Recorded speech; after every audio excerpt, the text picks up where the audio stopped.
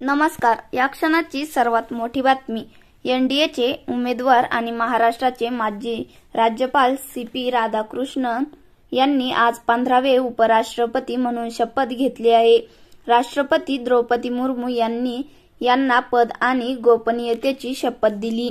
या शपथविधी समारंभाला देशाचे पंतप्रधान मोदी, अमित शहा, राजनाथ सिंह, माजी उपमुख्यमंत्री जगदीप धनखड, व्यंकय्या नायडू यांच्यासह महाराष्ट्र राज्यातील अनेक नेत्यांनी हजेरी लावली होती. मात्र उपमुख्यमंत्री अजित पवार या समारंभात कुठे दिसले नाहीत.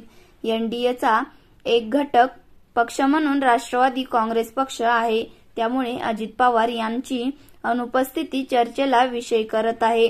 अखेर उपमुख्यमंत्री एकनाथ शिंदे यांनी अजित पवार या समारंभाला का उपस्थित राहू शकले नाही यामागचं कारण सांगितलं आहे. उपमुख्यमंत्री स्वतः या सोहळ्याला उपस्थित राहण्यासाठी दिल्लीला पोहोचले. उपराष्ट्रपती पदासाठी एनडीएचे उमेदवार सी.पी. राधाकृष्णन यांनी आज शपथ घेतली.